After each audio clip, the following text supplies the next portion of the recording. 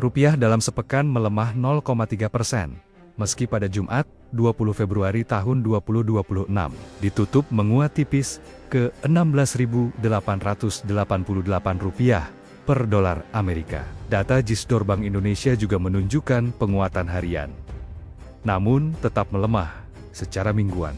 Tekanan datang dari risalah Federal Open Market Committee yang bernada hawkish, serta kuatnya data tenaga kerja AS yang menopang dolar. Dari dalam negeri, pasar mencermati kesepakatan dagang antara Prabowo Subianto dan Donald Trump.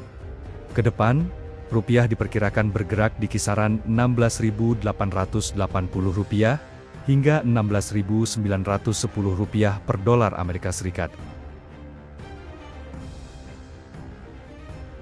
Rupiah dalam sepekan melemah 0,3%, meski pada Jumat, 20 Februari tahun 2026, ditutup menguat tipis ke Rp16.888 per dolar Amerika. Data Gisdor Bank Indonesia juga menunjukkan penguatan harian, namun tetap melemah secara mingguan.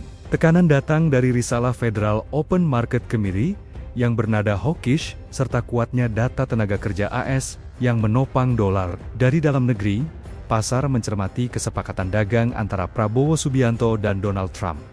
Ke depan, rupiah diperkirakan bergerak di kisaran Rp16.880 hingga Rp16.910 per dolar Amerika Serikat. Risalah rapat FOMC periode Januari yang telah dirilis mengungkap adanya perbedaan pandangan antar pejabat The Fed soal suku bunga acuan. Meski sebagian besar pejabat memperkirakan inflasi akan mereda sehingga membuka ruang pemangkasan suku bunga, namun risalah menunjukkan sebagian pejabat juga terbuka soal kemungkinan kenaikan suku bunga acuan.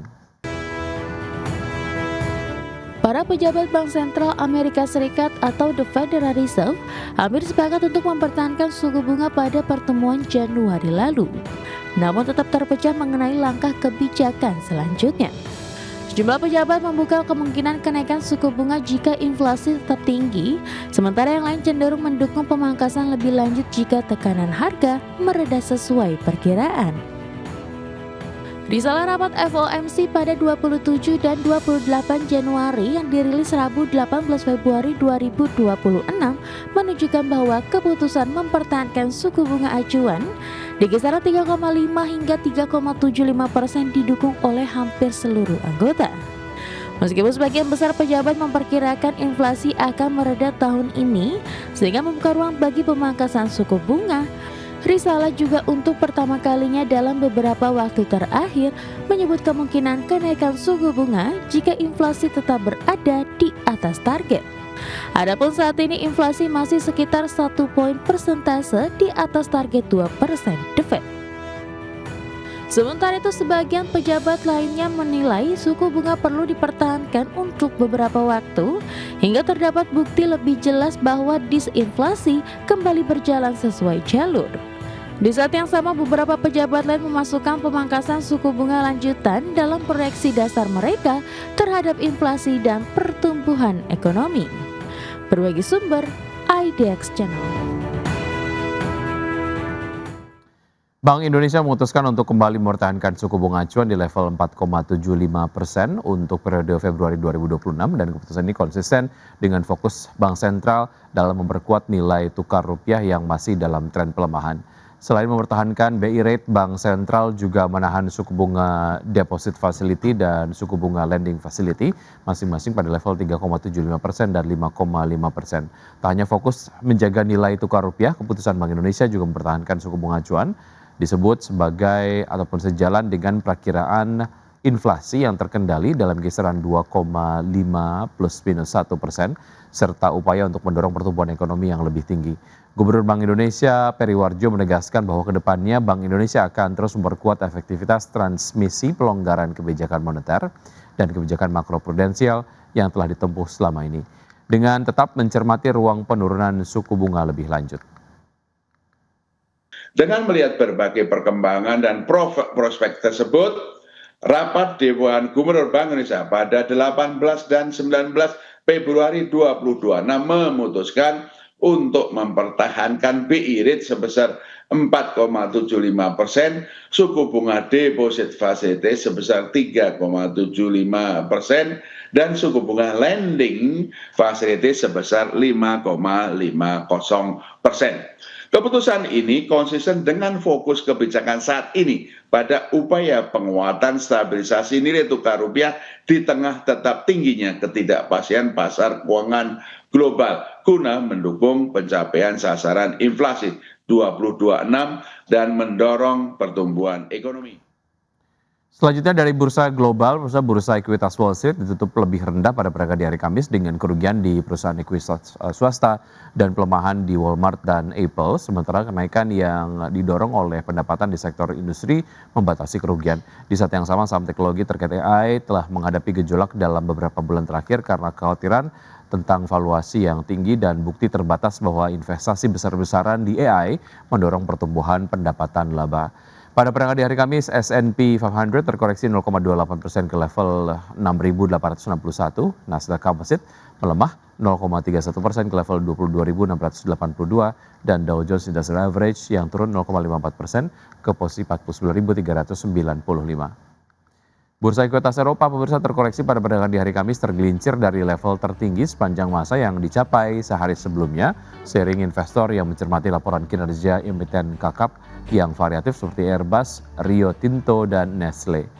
Indeks acuan Stock 600 ditutup turun 0,53% ke level 625,33. Mayoritas bursa utama kawasan juga bergerak di zona merah, di mana DAX Jerman menyusut 0,93% ke level 25.043 dan FTSE 100 Inggris yang melemah 0,55% ke posisi 10.627.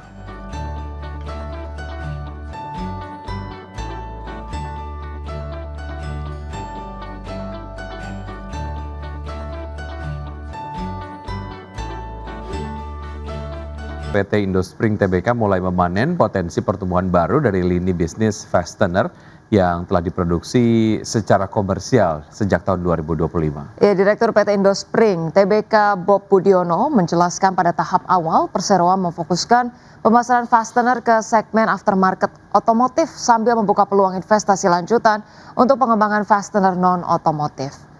Ia menyebut pabrik fastener yang kini telah beroperasi penuh dapat melengkapi portofolio bisnis perseroan yang sebelumnya didominasi oleh pegas daun, pegas keo, serta komponen sistem pengereman. Dengan kapasitas produksi yang telah stabil, perseroan mulai mengarahkan strategi pada penguatan pasar ekspor. Untuk 2026, perseroan membidik ekspor ke kawasan Timur Tengah, Eropa, Uzbekistan, dan Amerika Serikat. Dengan ekspansi ini, manajemen optimistis bahwa lini fastener akan berkontribusi signifikan terhadap kinerja keuangan perseroan dalam jangka menengah hingga jangka panjang. Sementara itu terkait kinerja hingga kuartal 3 2025, perseroan mencatat penjualan bersih sebesar 2,46 triliun rupiah yang mencerminkan permintaan yang solid baik dari pasar maupun dalam negeri dan juga luar negeri.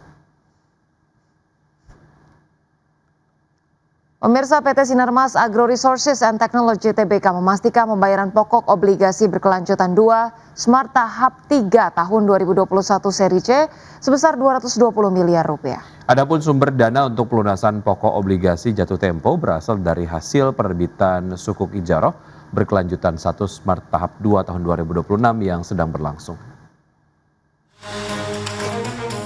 PT Sinarmas Agro Resource and Technology Tbk mengumumkan terkait penyiapan dana untuk membayar pokok obligasi.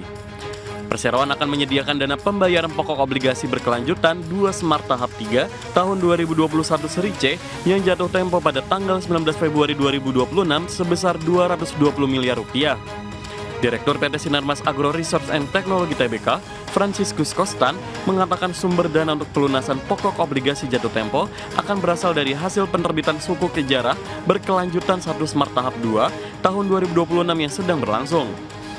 Dana pelunasan pokok termasuk pembayaran bunga atas obligasi jatuh tempo tersebut akan disetorkan ke rekening PT Custodian Central Efek Indonesia secara tepat waktu sesuai jadwal yang telah ditentukan. Sebagai catatan, obligasi Smart 2 tahap 3 tahun 2021 diterbitkan pada tanggal 19 Februari 2021 dengan jumlah pokok sebesar 825 miliar rupiah. Obligasi ini memiliki 3 seri, yaitu pertama seri A dengan jumlah pokok sebesar Rp225 miliar dengan bunga tetap 7,25 per tahun dan jangka waktu 370 hari. Kedua, seri B senilai Rp380 miliar memiliki tenor 3 tahun dengan bunga tetap 9% per tahun. Terakhir, seri C Rp220 miliar dengan jangka waktu 5 tahun dan bunga tetap 9,50 per tahun. Berbagai sumber IDX Channel.